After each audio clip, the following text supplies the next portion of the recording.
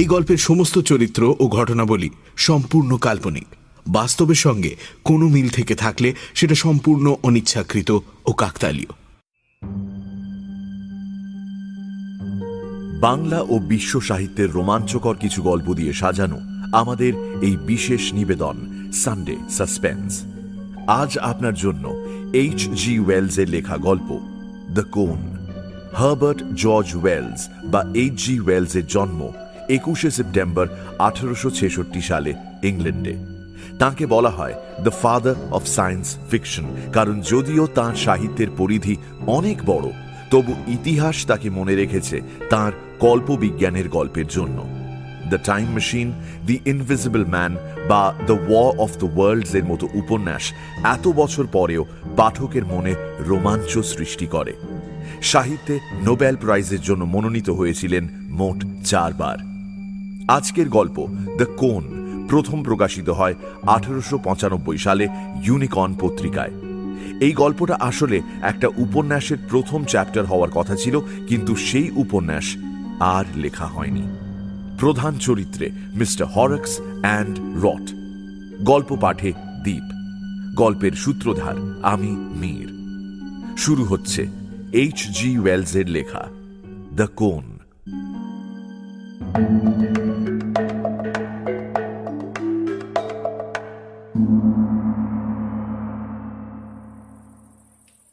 এখন অন্ধকার ঘনিয়ে এসেছে। আজ বেজায় গুমট, গরম পড়েছে, তাছাড়া আকাশের মুখ ভার। সূর্যাস্ত হলেও মাঝ গ্রীষ্মের এই সন্ধ্যায় আকাশে ইতিউতি ছড়িয়ে রয়েছে সূর্যের টুকরো টুকরো আভা। হাওয়া প্রায় নেই বললেই চলে। তাও ওরা দুজনে জানলার সামনে বসেছিলেন, টাটকা বাতাসের ছিটে ফোঁটার আশায়। বাইরের বাগানে ঝোপঝাড় গাছ নিষ্কম্প, এক বিন্দুও দুলছে না। রাস্তায় গ্যাস বাতির উজ্জ্বল কমলা আলো এই মাঝ সন্ধ্যের নীলচে ভাবের সাথে মিলেমিশে একসা। আরো দূরে, যেখানে আকাশ আর জমি এক হয়ে গিয়েছে, সেখানে মিটমিট করছে রেলওয়ে সিগন্যালের 3টে আলো। মহিলা এবং পুরুষটি নিচু গলায় কথা বলছিলেন। চাপা এবং ঈষৎ কাঁপা গলায় পুরুষটি প্রশ্ন করলেন, ও তোমায় সন্দেহ করে না তো? ও কোনো সন্দেহ করে না। নিজের কাজ এবং জ্বালানির দাম ছাড়া ও কোনো কিছু নিয়েই ভাবে না। ওর চিন্তা শক্তির অত জোর নেই। এই লোকগুলো নীরস প্রকৃতির, যেন যেন লোহা দিয়ে তৈরি। এদের হৃদয় বলে কিছুই নেই। মহিলার মুখে অসন্তোষের ছাপ স্পষ্ট। জানলার দিকে ফের মুখ ঘুরিয়ে বললেন, ওর হৃদয় নেই, আমি নিশ্চিত। একটা চাপা গুম গুম শব্দ আসছিল। এবার সেটা আরো জোরালো হয়ে উঠল। আশেপাশের নিস্তব্ধতায় সবকিছুতেই তরঙ্গ খেলে গেল। লোহার সাথে লোহার টরেটক্কায় এই গুমট সন্ধে মুখর হয়ে উঠল। স্টিম ইঞ্জিনে টানা একটা ট্রেন প্রবল গতিতে ছুটতে ছুটতে উদয় হল। বাড়ির দরজা জানলা আসবাবপত্র কেঁপে উঠল। 1টা 2টো 3টে করে 8টা জবরদস্ত কামরা টেনে আনা ইঞ্জিনটা শটান ঢুকে গেল একটা টানেলের পেটের মধ্যে। পড়ে রইল ক্ষীণ হতে থাকা সেই গুম গুম শব্দ তরঙ্গ আর ইঞ্জিনের কালো ধোঁয়ার অবশিষ্টাংশ। পুরুষটি মাথা নেড়ে আঙুল তুলে বললেন, এই জায়গাটা আগে কি সুন্দর সজীব ছিল, এখন অভিশপ্ত হয়ে গিয়েছে। ওইদিকে গেলে সৌন্দর্যের আর কিছুই দেখতে পাওয়া যায় না, শুধু কারখানা আর জঘন্য ধোঁয়া ওগ্রানো চিমনির সারি। কিন্তু এই সবেরই শেষ আছে। এই নিষ্ঠুরতার শেষ আসছে, কারণ আগামীকাল। শেষ কথাটা ফিস ফিস করে বললেন পুরুষটি। তার কথার খেই ধরেই মহিলাটি জানলার দিকে তাকিয়ে বললেন, আগামীকাল। পুরুষটি আলতো করে নিজের হাতটা মহিলার হাতে রাখলেন। অন্ধকারে আচমকা উষ্ণ স্পর্শ পেয়ে মহিলা একটু চমকে উঠলেন। দুজনের চোখাচোখিতে মহিলার দৃষ্টি যেন একটু নরম হলো। কোমল গলায় বললেন, তুমি আমার সব। ভাবতে অবাক লাগে জানো, তুমি এভাবে আমার জীবনে পা রাখলে নতুন রাস্তা দেখানোর জন্য। নতুন রাস্তা? এই সুন্দর দুনিয়া, এই প্রেমের দুনিয়ার রাস্তা তো তুমি আমাকে দেখালে রড। আবেগের মেঘে ভেসে আসা কথার এই ধারায় বাধা সৃষ্টি করল একটা ধাতব খুট শব্দ। ঘরের দরজাটা খুলে ঢুকে কেউ বন্ধ করল। পুরুষটি বিদ্যুৎ স্পৃষ্টের মতো ছিটকে সরে এসে ঘুরে দেখল ঘরের আবছা আলোয় একটা অবয়ব দাঁড়িয়ে। আলো আঁধারির মধ্যে সেই অবয়বের মুখ অস্পষ্ট দেখা যাচ্ছে। ঘন ভুরু, চোখের তলায় গাঢ় ভাবলেশহীন ছোপ। এতক্ষণ জানালার সামনে বসে থাকা পুরুষটির মাথায় তখন হাজারটা প্রশ্নের ঢেউ খেলছে। দরজাটা কখন খুলল? ও কি কিছু শুনতে পেয়েছে? কিছু দেখতে পেয়েছে? একটা থেকে আরেকটা প্রশ্ন মাথা তুলছে। ঘরে তখন নিরবচ্ছিন্ন নৈশব্দ। সেটাই ভেঙে গলা খাকারি দিয়ে নবাগত লোকটা বলল, রড, তুমি এখানে? রউটের হাত পা আর নিজের নিয়ন্ত্রণে নেই। জানলার একটা পাল্লা ধরে অতি কষ্টে দ্রুত ওঠানামা করা গলায় বললেন, আরে হরক্স, তুমি কখন এলে? বুঝতেই পারিনি। এবার হরক্স নামের লোকটা কেমন তেড়া বেঁকা পা ফেলে ওই আবছা আলো থেকে বেরিয়ে এসে দুজনের সামনে এসে দাঁড়ালেন। দুজনের দিকেই এক দৃষ্টে তাকিয়ে রইলেন কয়েক সেকেন্ড। মহিলাটির হঠাৎ মনে হলো তার হৃদয় যেন বরফের টুকরোতে পরিণত হয়েছে। যদিও সেই পরিবর্তনের কোনো ছাপই তিনি নিজের গলায় পড়তে দিলেন না। একদম স্বাভাবিক গলায় বললেন, আমি একটু আগে মিস্টার রডকে বলছিলাম যে তুমি যে কোনো মুহূর্তেই এখানে এসে হাজির হবে। মিস্টার হরক্স ঘরের এক পাশ থেকে একটা চেয়ার টেনে বসলেন। তার হাত দুটো শক্ত মুঠোতে বন্ধ। চোখে দেখা দিয়েছে একটা আস্ত ফার্নেস। ওই জ্বলন্ত চোখ খানিক ঘোরাফেরা করল ঘরের বাকি দুই সদস্যের ওপর। একবার তার বিবাহিতা স্ত্রী, যাকে তিনি সবটা দিয়ে ভরসা করেছেন, আর তারপর সেই লোকটার উপর যার নাম মিস্টার রড, যিনি তার বিশ্বস্ত বন্ধু বলে দাবি করেন নিজেকে। একটা অজানা আবেগ প্রত্যেকের গলার কাছে দলা পাকিয়ে রয়েছে। একটা শব্দও উচ্চারণ করতে দিচ্ছে না। এই দম চাপা পরিস্থিতিটা শেষমেশ মিস্টার হরক্সই ভাঙলেন। শান্ত গলায় জিজ্ঞেস করলেন, তুমি আমার সাথে দেখা করতে চাইছিলে? হ্যাঁ, বটেই তো, দেখা করতেই তো এসেছিলাম। কি জন্য দেখা করতে চাইছিলে? মনে আছে তুমি কথা দিয়েছিলে যে চাঁদের আলো আর ধোঁয়ার মিশে যাওয়ার সেই দুর্দান্ত এফেক্টটা তুমি আমায় দেখাবে? আমি বলেছিলাম চাঁদের আলো আর ধোঁয়ার মিশে যাওয়ার এফেক্ট তোমায় দেখাবো? বলেছিলাম কি? হয়তো বলেছিলাম। আরে বলেছিলে বই কি। তাই তো ভাবলাম আজ রাতে যদি তোমার সাথে এই দৃশ্য দেখতে ওই ফ্যাক্টরির দিকটায় যাওয়া যায়। আবার একটা বিরতি, যে বিরতিতে বিরাজ করছে না ওই শব্দ। রড ভাবতে চেষ্টা করল তার যুক্তিটা লাগসই হলো তো। কতক্ষণ আগে এই লোকটা ঢুকেছে ঘরে। দরজার আওয়াজ শোনা মাত্রই তো দুজনে পরস্পরের কাছ থেকে সরে এসেছে। হরক্সের গলার স্বর শুনে কিছুই বোঝার নেই। সেই গলা রসকসহীন, কোনো আবেগের চিহ্ন নেই সেখানে। তার চোখ আবার তার স্ত্রী এবং মিস্টার রটের ওপর পর্যায়ক্রমে ঘুরল। তারপর কি যেন মনে হওয়ায় মিস্টার হরক্স চনমনে হয়ে উঠে বললেন, রাইট রাইট, বিলক্ষণ বলেছিলাম, মনে পড়েছে। বলেছিলাম এই দুই মিশে কিরকম নাটকীয় একটা দৃশ্য তৈরি হয় সেটা না দেখলে বিশ্বাস করতে পারবে না। এই কথাটা কি করে ভুললাম? কি যে হয় আমার মাঝে মধ্যে। দেখো, তোমার যদি অসুবিধে হয় তাহলে। আরে অসুবিধে কিসের? কোনো অসুবিধেই নেই।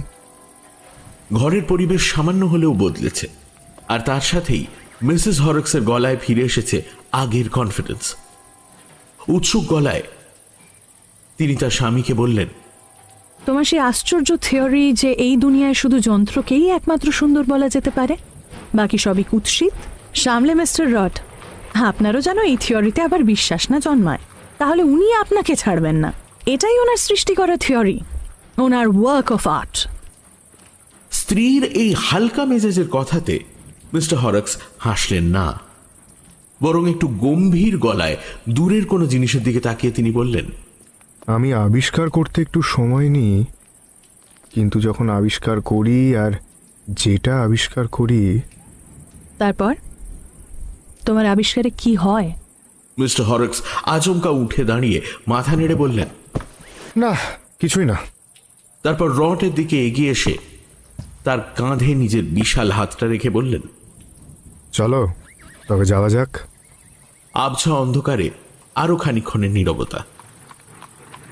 ঘরের কেউই কিছু ঠাহর করতে না পেরে অন্য দুজনের দিকে তাকিয়ে রইলেন। মিস্টার হরক্সের হাতখানা রটের কাঁধে আলতো করে চাপ বাড়ালো। রটের চেহারাখানা ছোটখাটো। উনি একটু অপ্রস্তুত হাসি হেসে বললেন, হ্যাঁ নিশ্চয়ই, এগোনো যাক। ঠিক আছে চলো তবে। মিসেস হরক্স চুপ করে দাঁড়িয়ে রইলেন। তিনি নিজের স্বামীর স্বভাব প্রকৃতি জানেন। আজ এই লোকটাকে নিয়ে কি মতলবে বেরোচ্ছেন? মনের মধ্যে একটা অশুভ সংকেত আকার নিচ্ছে কেন? দুজন দরজার দিকে এগিয়ে গেলেন। মিস্টার হরক্সের হাত তখনও রটের কাঁধে রাখা। দরজার কাছাকাছি দাঁড়িয়ে রট হঠাৎ ঘুরে দাঁড়ালেন। আরে আমার টুপিটা কোথায়? বাপরে বাপ, এমন ভাব করছেন যেন কোনো এক বিশাল রত্ন সম্ভার ফেলে যাচ্ছেন। এই তো এইখানে, আপনার টুপি এই নিন। চেয়ারের পেছন থেকে টুপিখানা বের করে রটের হাতে তুলে দিলেন মিসেস হরক্স। দুজনের আঙুলগুলো পরস্পরকে স্পর্শ করল কয়েক মুহূর্তের জন্য।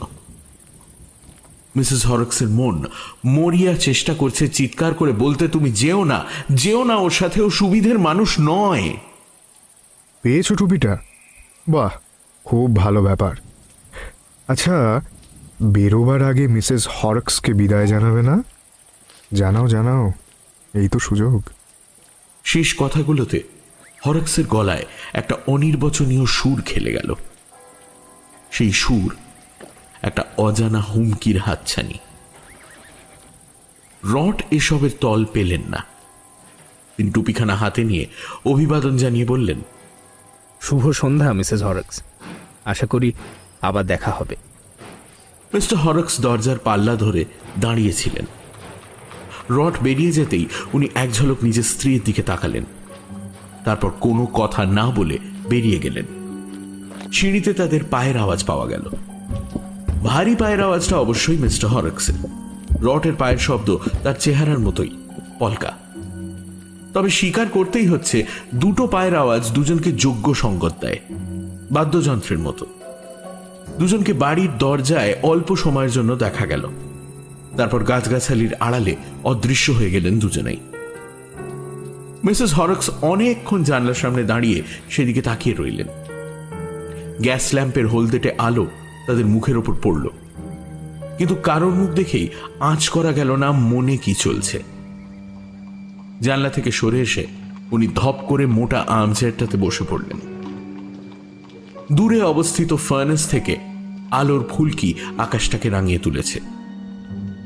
মনের আধার কাটেনি যদিও। বাইরে বেরিয়ে গুমোট ভাবটা আরো বেশি করে টের পেলেন রট। বেজায় অস্বস্তি লাগছে। তিনিও মিস্টার হরক্স পাশাপাশি হাঁটছিলেন। আশপাশ কোনো রকম পজিটিভিটির উদ্রেক করে না মনে। সামনে বেশ খানিকটা খোলা জায়গা ছড়িয়ে রয়েছে। একটা নীলচে আভাতে মাখামাখি হয়ে গিয়েছে ধুলো, ধোঁয়া আর ছেঁড়া ছেঁড়া কুয়াশা। দূরে গাছগাছালির আউটলাইনকে চিহ্নিত করেছে সোনালি আলোর গ্যাসবাতি। কয়েকটা বাড়ির খোলা জানলা থেকে আলো ভেসে আসছে। কোথাও কোথাও সোনালি আলোর ঔজ্জ্বল্য একটু বেশি। হয় কোনো ফ্যাক্টরিতে সন্ধ্যের পরেও কাজ চলছে, অথবা কোনো পাবে হুড়তির হুল্লোড়। একটু এগিয়েই চোখে পড়ল সারি সারি চিমনি। কোনোটা দিয়ে কটু গন্ধযুক্ত ধোঁয়া বেরোচ্ছে, আবার কয়েকটি চুপচাপ দাঁড়িয়ে, অন্যদিকে কয়েকটা কলিয়ারি। রেল লাইনটা এখান অবধি এগিয়ে এসেছে। অন্ধকারে বোঝাই যাচ্ছে মালগাড়ির বগিগুলোকে শান্টিং করা হচ্ছে। লোহার ঘটাং ঘটাং লেগেই রয়েছে। আর তার মাঝে মাঝে শোনা যাচ্ছে স্টিম ইঞ্জিনের দম ছাড়ার শব্দ। এই রেল লাইন আর সারিবদ্ধ টিলার মাঝে দাঁড়িয়ে রয়েছে জেডা কোম্পানির ব্লাস্ট ফার্নেসের বিশাল সিলিন্ডার। নিকশ কালো আকাশে অকাতরে ধোঁয়া আর আগুনের ফুলকি ছুঁড়ে দিচ্ছে। তাদের পেটের মধ্যে রয়েছে গনগনে তরল ধাতু, তার সঙ্গেই রয়েছে রোলিং মিলের যান্ত্রিক ঘর্ষণের কর্কশ আওয়াজ, যেন কেউ প্রকাণ্ড একটা হাতুড়ি দিয়ে সবকিছু ঝালাই পেটাই করে সিধে করছে।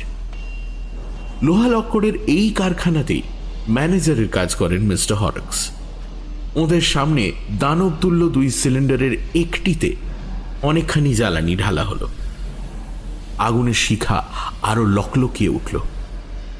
দমবন্ধ করা নিস্তব্ধতাকে দূর করতেই রট বলে উঠলেন, না, এই ফার্নেসের রঙের খেলা সত্যিই লাজবাব। তবে আজ চাঁদের আলোর এফেক্টটা এখনো ঠিকঠাক চোখে পড়ছে না। দিনের আলোর ছিটে ফোঁটা এখনো আকাশের এখানে ওখানে লেগে রয়েছে যে। হ্যাঁ, দিনের আলোর ছিঁটে ফোঁটা, ঠিক ধরেছ।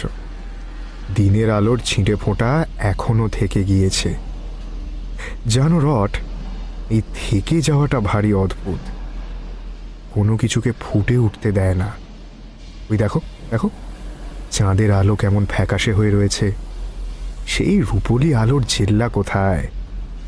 এদিকটা এসো বরং, এদিকে সিনারি যদি একটু ভালো হয়। এসো এসো। মিস্টার হরক্স এগিয়ে এসে রটের হাতটা ধরলেন। 5টা আঙুল যেন লোহার শেকলের মতো তার ছোটখাটো শীর্ণ হাতে বসে গেল। রট অবাক হয়ে চাইলেন মিস্টার হরক্সের দিকে। ব্যাপার কি? চোখাচোখির মধ্যে দিয়ে দুজোড়া চোখ যেন অনেক অব্যক্ত কথা পেশ করল। মিস্টার হরক্সের আঙুলগুলো শক্ত হয়েই শিথিল হয়ে গিয়েছিল। এই অস্বস্তিকর পরিস্থিতি বেশিক্ষণ স্থায়ী হল না। কিছুক্ষণের মধ্যেই তারা পাশাপাশি হাঁটতে শুরু করলেন। রট, তুমি অন্ধকারে হোঁচট খেতে পারো। দাঁড়াও, আমি তোমার হাতটা ধরছি। রটের মনে হলো লোকটা কি এবার নিজের ব্যবহার জাস্টিফাই করার জন্য যুক্তি দিতে শুরু করলেন। ভাবনা যাই হোক, তিনি পর মুহূর্তেই অনুভব করলেন যে সঙ্গীর এক হাতের আঙুলগুলো এবার তাঁর কনুইকে শক্ত করে পেঁচিয়ে ধরেছে। জোরে জোরে পা ফেলে এগোতে থাকা হরক্স বললেন, বাস লেনের দিকে রেলওয়ে সিগন্যালের ওপর খাসা এফেক্ট দেখতে পাবে। এই ধোঁয়াটে আবহাওয়াতে লাল, সবুজ, সাদা রঙের কারিকুরি বেশ লাগে, কিন্তু তুমি এর মর্ম বুঝবে। আমার ফার্নেসগুলো দেখেছো কেমন সগর্বে মাথা তুলে দাঁড়িয়ে রয়েছে? এই যে আমরা টিলার ঢালবে নামছি, আর ওদিকে মাথা তুলে দাঁড়িয়ে সে আমাদের কুর্নিশ জানাচ্ছে। দারুণ ব্যাপার না রট? ওই ডান দিকের ফার্নেসটা দেখেছো? ওটা ওটা আমার সন্তান সম। নিজের হাতে ওটাকে আমি তৈরি করেছি। 70 ফিট লম্বা। লোহার কাজে ওর জুড়ি নেই। গত 5 বছরে একটি বারও ঝামেলা করেনি। এই ফার্নেসটা আমার বিশেষ পছন্দের। ওই যে টকটকে লাল দেখতে পাচ্ছ? তোমাদের মতো কাব্যিক মনের মানুষ বলবেন উজ্জ্বল উষ্ণ কমলা। কি রট? হ্যাঁ, তাই তো? That's the puddler's furnace. আর ওই যে অন্ধকারে 3টে ঘন কালো কালো কি দেখতে পাচ্ছ? ওই যে স্টিম হ্যামারের শব্দ রট, ওইটা হচ্ছে রোলিং মিলস। এই এলাকা এমন আওয়াজে মুখর থাকে। দারুণ সব কাজ হচ্ছে রট, দারুণ। এসো এসো। এক নিঃশ্বাসে কথা বলে মিস্টার হরক্স হাঁপিয়ে উঠেছিলেন। এবার দম নেওয়ার জন্য থামলেন। তার আঙুলগুলো তখনও আঁকড়ে ধরে রয়েছে রটের হাত। সেটা আরো শক্ত হয়েছে।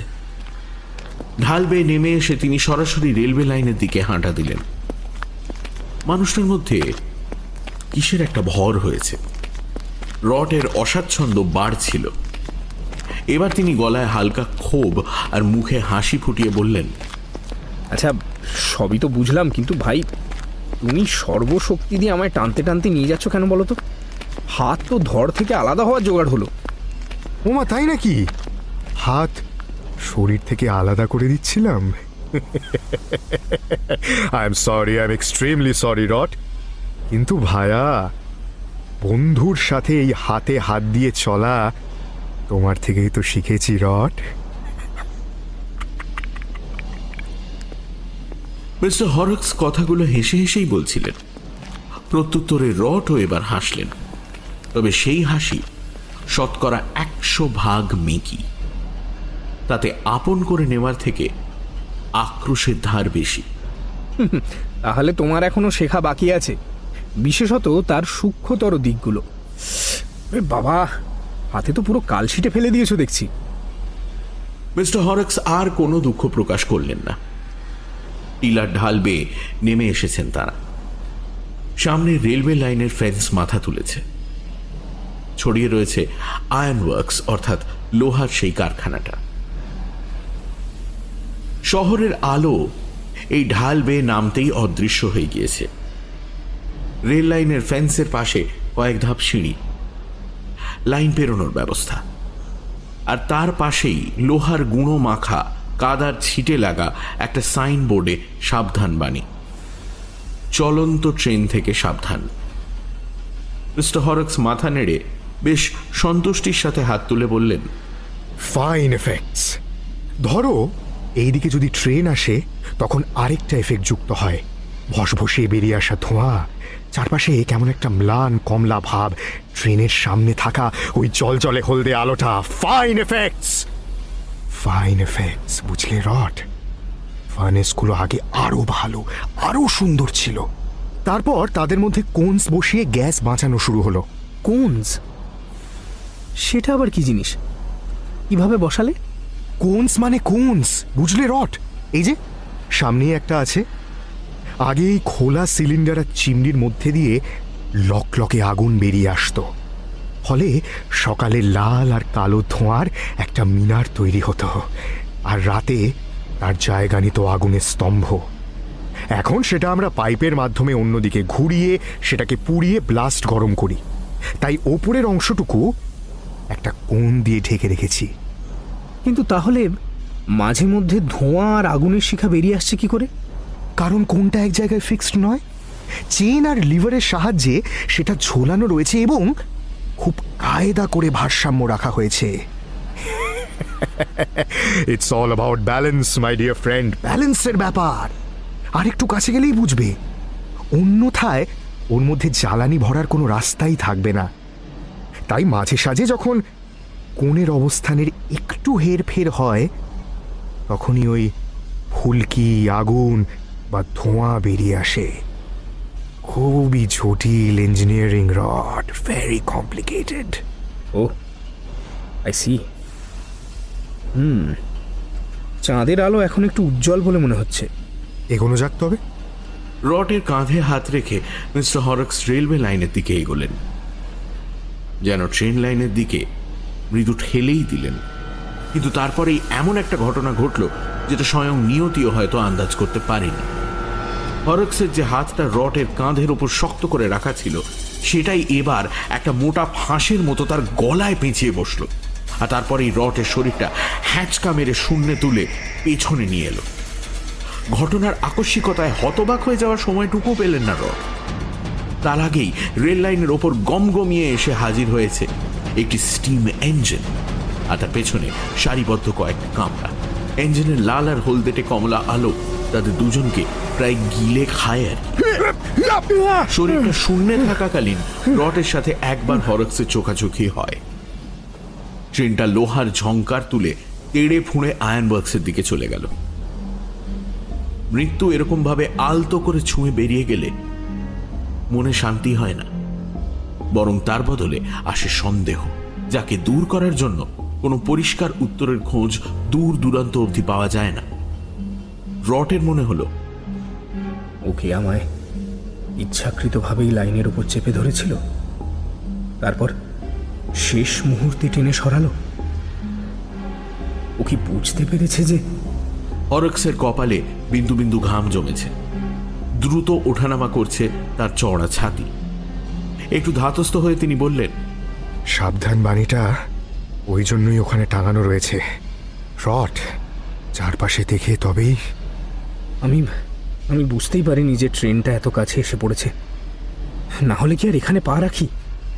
আসলে কি যে হয়েছে আমার, নার্ভস, আই টেল ইউ। আরে ঠিক আছে, বাদ দাও ওসব কথা। ভাড়া থেকে থাকলেও এখন সেটা কেটে গিয়েছে। তোমায় কোণের কথা বলছিলাম না রট? সব কথা শুনতে পেরেছ, নাকি কিছু কিছু ব্যাপার মাথার উপর দিয়ে গিয়েছে? হ্যাঁ, না, সবটা শুনিনি। মানে এত কিছু একসাথে হজম করা। কোনটা দেখোনি তার ব্যাপারে শোনোনি, তাই তো? হ্যাঁ, তাহলে তো ঠিক হয়েছে। তাহলে একদম ঠিক আছে। দেখোনি বা শোনোনি যখন, তখন কিছু হতে দেওয়া যায় না। না না না, কোনো মতেই না। ঠিকই করেছি, ওখানে কিছু হতে না দিয়ে। হরক্স আধ মিনিট মতো গুম হয়ে দাঁড়িয়ে রইলেন, তারপর আবার মুখ ঘোরালেন কারখানার দিকে আর উচ্ছ্বসিত কণ্ঠে তার প্রশংসা শুরু করলেন। দেখেছো, কাজটা লোহার হতে পারে, কিন্তু এর মধ্যেও প্রাণ রয়েছে রট, এর মধ্যেও প্রাণ রয়েছে। দেখেছো দেখেছো, ওই ওই ঢিবিগুলো কি সুন্দর দেখাচ্ছে দূরে দূরে, ওই যে ওখানে স্ল্যাগ যুক্ত হচ্ছে।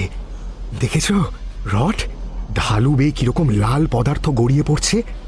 ওইদিকে নয়, ওইদিকে নয়, পাডলিং ফার্নেসের দিকে খাল কাটা হয়েছে, সেইটা তোমাকে দেখতে হবে রট। চলো চলো। হরক্সের অনর্গল কথার মধ্যে অধিকাংশই রটের কানে ঢুকছিল না। হরক্স আবার তার হাতটা ধরে পাশাপাশি হাঁটছিলেন। কয়েক মিনিট আগে ঘটে যাওয়া ঘটনাটা রট ঠিক মন থেকে ঝেড়ে ফেলতে পারছেন না। হরক্স কি সত্যি তাকে লাইনের ওপর চলন্ত ট্রেনের সামনে কয়েক মুহূর্তের জন্য জাপটে ধরে রেখেছিলেন? কেন মানতে চাইছে না, কিন্তু মনের গহনে থাকা একটা অনুভূতি তাকে বলে চলেছে, তুমি খুন হতে হতে নিস্তার পেয়েছ। হরক্সের মধ্যে যে একটা রাক্ষসে প্রবৃত্তি রয়েছে তার প্রমাণ রট আগে পেয়েছেন। আশঙ্কাগুলো প্রশ্নে পরিণত হলো। তবে কি ও আমাদের ব্যাপারটা জানতে পেরেছে? ও কি বুঝে গিয়েছে? তাই জন্যেই ও আমায় শেষ করে দিতে চাইছে। প্রাণের ভয় ভারী অদ্ভুত বস্তু, মনে কাঁপুনি ধরিয়ে দিয়ে আবার তাকে শান্ত করার জন্য প্রবোধ বাক্য সরবরাহ করে। রট এবার ভাবতে শুরু করলেন, না, কিন্তু মেরে ফেলতে চাইলে আমাকে ধাক্কা দিয়ে ট্রেনের তলায় ফেলে দিয়ে মজা দেখতে পারত। সেটা তো করলো না, ওই তো আমায় টেনে সরিয়ে আনলো। মেরে ফেলতে চাইলে সরিয়ে আনবে কেন? না না না, আমি বোধহয় বেশি ভাবছি। না, সম্ভবত হরক্স কিছুই শুনতে পায়নি। ও হয়তো কোনো কারণে আমাকে হিংসে করে, তাই এমনটা করছে। যার ব্যাপারে রট এত ভাবছিলেন তার মধ্যে কোনো ভাবান্তর কিন্তু নেই। তিনি দিব্যি আপন মনে চারপাশটা হেঁটে দেখছিলেন ও দেখাচ্ছিলেন। এবার হরক্স ছাইয়ের ঢিপি ও খালের দিকে হাঁটতে শুরু করলেন। রট স্বাভাবিক হওয়ার খাতিরেই বললেন, চাঁদের আলোটা যেন চারপাশে একটা ফিনফিনে চাদর ছড়িয়ে রেখেছে না? হ্যাঁ, বেশ লাগছে দেখতে। এটা কিছুই নয় রট, আমাদের কারখানার পাশে খালের শোভা দেখলে মাথা ঘুরে যাবে। বুঝতে পারবে প্রকৃতির এই খেলাকে আকার ছলে ধরা কারো কম্য নয়। একদিকে চাঁদের আলো, অপরদিকে কারখানার আগুন আর তার লালচে ঝলকানি। এ বলে আমায় দেখ, ও বলে আমায় দেখ। তুমি ভায়া নিউ কাসলের এগলি ওগলিতে পড়ে থাকো, তুমি এসব জিনিস দেখবে কি করে রট? দুজনে কথা বলতে বলতে চারপাশে ছড়িয়ে থাকা স্তূপাকৃত ছাই, রাবেশ আর কয়লাতে ছয়লাভ গলি থেকে একটু খোলা জায়গায় এসে দাঁড়ালেন। এখানে রোলিং মিলের শব্দটা ভালোই জোরে আসছে। তিনজন ফ্যাক্টরি ওয়ার্কারের সঙ্গে দেখা হওয়ায় তারা নিজেদের টুপিতে হাত দিয়ে হরক্সকে অভিবাদন জানালেন। অন্ধকারে মুখ না বোঝা গেলেও হরক্সের চেহারাখানা তো মার্কা মারা। ওই দশাশই চেহারা চিনতে কেউ ভুল করবে না। রড ভাবলেন এই তিনজনকে কিছু একটা বলা উচিত, কিন্তু কিছু বলার আগেই তিনটে মানুষের ছায়ামূর্তি অন্ধকারে মিলিয়ে গেল। কেন কথা বলতে চাইছিলেন? নিজেকে বাঁচানোর জন্য? কিন্তু একটু আগেই তো তাকে তার মন ভরসা জোগালো এই বলে যে তিনি হয়তো একটু বেশিই ভাবছেন। হরক্স এবার রটের দৃষ্টি আকর্ষণ করার জন্য হাত তুলে দেখিয়ে বললেন, ওই যে দেখতে পাচ্ছ রট, দ্যাটস আ ক্যানাল। ক্যানাল অর্থাৎ খাল? খাল নাকি রক্তাক্ত একটা জলাশয়, ঠিক যেমন গল্প উপন্যাসে পাওয়া যায়? রটের মনে হলো এরকম অদ্ভুতুড়ে জায়গা তিনি আগে কখনো দেখেননি। রং লাল, প্রায় গজ 50 ওপরে একটা নজল জাতীয় জিনিস থেকে গরম জল এসে পড়ছে এই খালের ভেতরে। গরম আর ঠান্ডায় মিলেমিশে একটা মৃদু ফোঁস জাতীয় আওয়াজ সৃষ্টি করছে। সেখান থেকে উঠে আসছে একটা অবয়বহীন বাষ্প, যেন এক অশরীরী আত্মা প্রকাশিত হচ্ছে। মস্ত কালো ফার্নেস, এই খাল, ঝালাই পেটাইয়ের বাজখাই আওয়াজ, ছেঁকে ধরে থাকা ধোঁয়াটে কুয়াশা, সব মিলিয়ে মাথায় ঘূর্ণি ধরে। কি একটা মনে হওয়ায় রড খালের কিনারা থেকে একটু দূরে দাঁড়িয়ে রইলেন। হরক্স বললেন, এখানে সবই লাল, ঠিক কোনো এক হত্যাকাণ্ডের মতো লাল, আর ভয়ঙ্কর কোনো পাপের মতোই গরম, পুড়িয়ে ছাড়খাড় করে দেওয়ার মতো গরম। আবার ওই দিকটাতে যেখানে চাঁদের আলো খেলা করছে, ওই জায়গাটা ধপধপে সাদা। ওখানে সব কিছু পরিষ্কার, মৃত্যুর মতো পরিষ্কার। ব্যাপারটা কি কে জানি, মৃত্যুর মতো সাদা, পাপের মতো লাল, এসবের আবার রং হয় নাকি? লোকটার মাথায় যে কি ঘুরছে, ঘুরিয়ে ঘুরিয়ে কোনো কথা মনে করাতে চাইছে। রট, বি কেয়ারফুল, সাবধানে পা ফেলে এদিকে এসো। রডে ধন্দ লাগলো।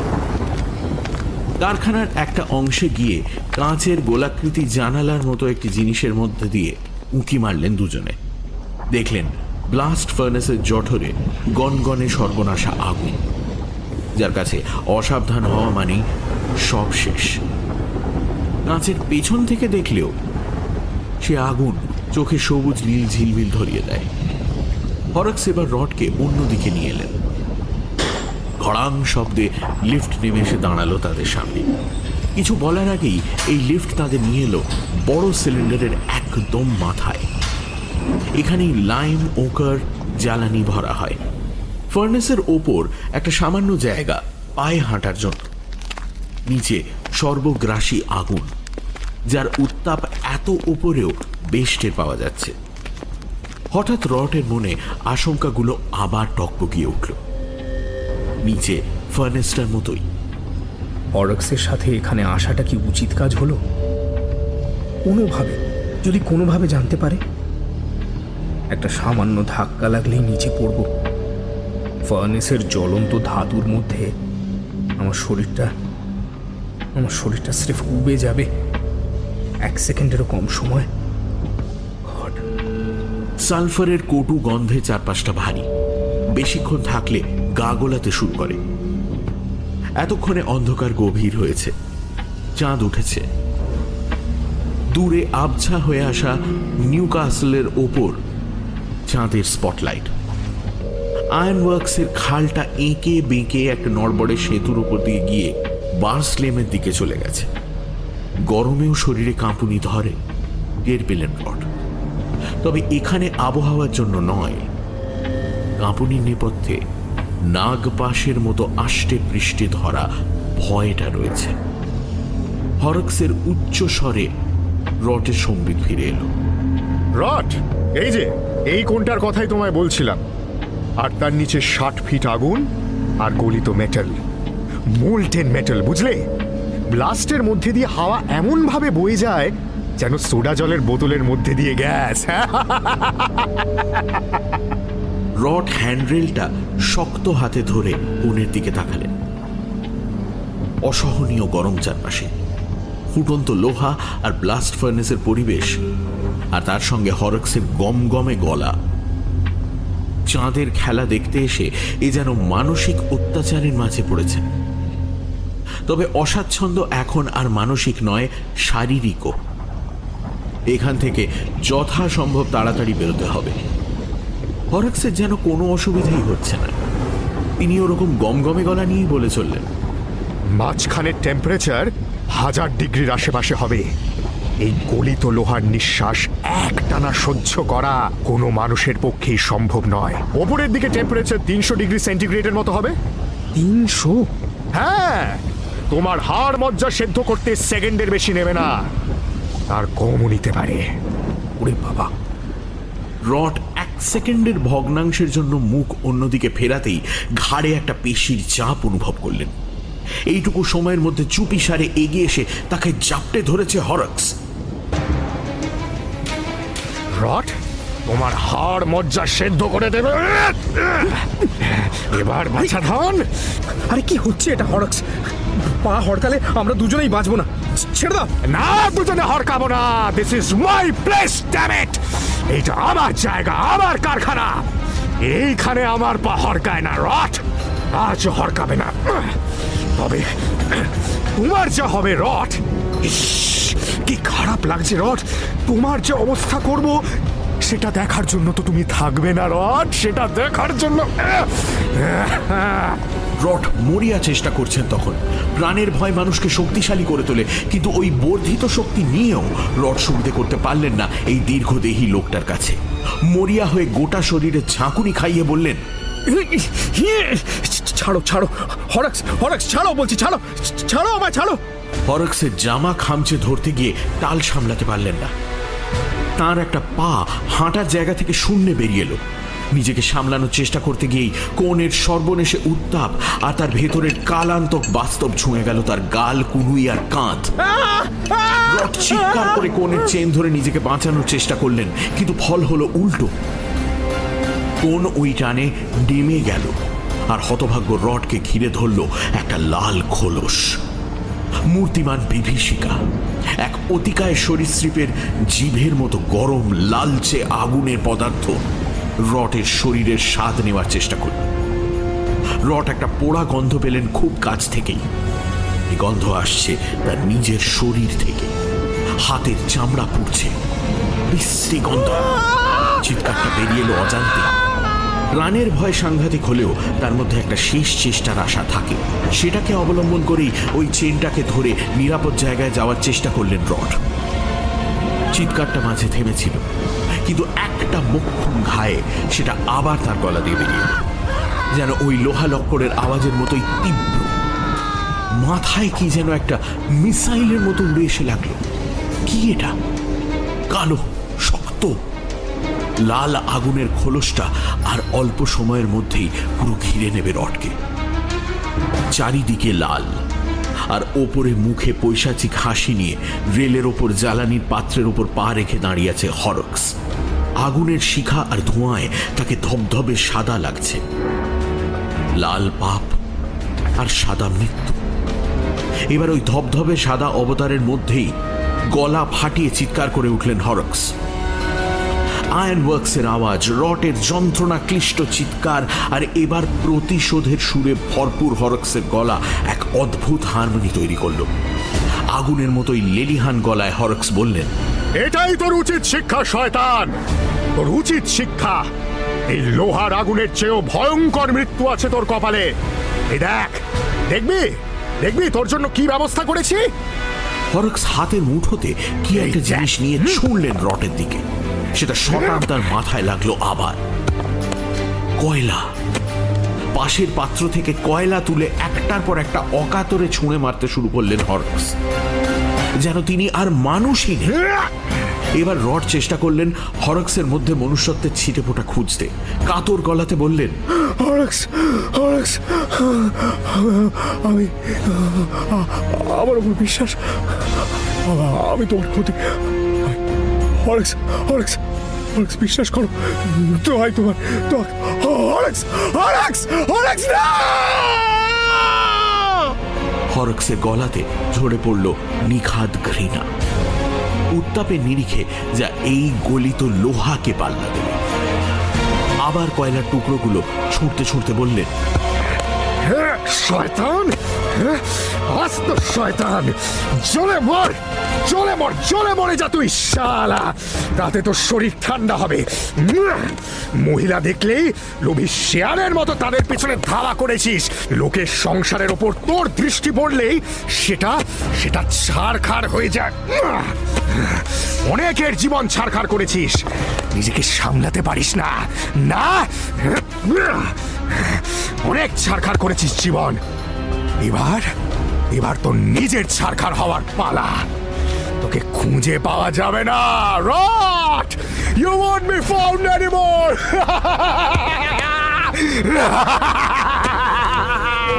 কোনটা আরেকটু ঝুঁকে পড়ল। আগুনের আর গ্যাসের লাল খোলসটা আরো ঢেকে দিল রডকে। শরীরের হাড়, মাংস, চামড়া সব গলছে, আর গ্যাস দম নেওয়ার রাস্তা বন্ধ করে দিচ্ছে। রটের গলা থেকে বেরোনো চিৎকারে পরিবর্তন এলো। সেটা আর্তনাদ হয়ে গোঙানিতে পরিণত হলো। আগুনের গ্রাসে তার চেহারাতে মনুষ্য জাতির আর কিছুই ছিল না। লাল খোলস সরে গেল একটু পরে। পড়ে রইল একটা শুকনো কুচকুচে কালো পাটকাঠির মতো কাঠামো, যেটাকে খানিক আগেও মানুষ বলা যেত। মানুষ নাকি বাজ পড়া গাছ, নাকি কোনো এক কুৎসিত দুঃস্বপ্ন, নাকি কোনো প্রেত। আগুন ধিকি ধিকি জ্বলছে যার শরীরের বিভিন্ন অংশে। হরক্সের শরীর কাঁপছিল রাগে, আনন্দে। শুকনো হয়ে যাওয়া মানুষটার দিকে তাকিয়ে এবার পেটের ভেতরটা গুলিয়ে উঠল। আনন্দ নিমেষে একটা ঝিমধরা শিহরণ তৈরি করল।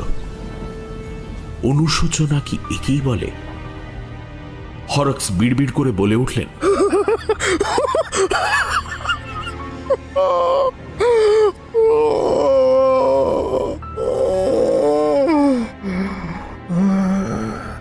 ঈশ্বর, ঈশ্বর, আমি আমি আমি কি করলাম? আমি? Oh God, I killed a man. আমি কি করলাম? সামনে পড়ে থাকা ওই কালো স্তূপটা, যার কিছুক্ষণ আগেও একটা নাম আর পরিচয় ছিল, সেটা প্রাণহীন হওয়া সত্ত্বেও তিরতির করে কাঁপছিল। হরক্সের ঘাড় থেকে ব্যথা ছড়িয়ে পড়ছিল গোটা গায়ে। এবার টালমাটাল পায়ে এগিয়ে কয়লার পাত্রটা উপুর করে দিলেন। তার ধাক্কায় রটের দেহ নিচে পড়ল। কোণের মধ্যে গ্যাস আর আগুনের একটা হালকা বিচ্ছুরণ হলো। নিচ থেকে অনেকগুলো পায়ের আওয়াজ পাওয়া যাচ্ছিল। একদল মানুষ দৌড়ে আসছে। নাকি হরক্স ভুল শুনছেন? এই চারপাশের এত আওয়াজের মধ্যেও এই লোকটা চিৎকার কারুর কানে ঢুকেছে? হরক্স আর ভাবতে পারলেন না। একটু এগিয়ে গিয়ে ঝুলে থাকা চেনটা আঁকড়ে ধরলেন।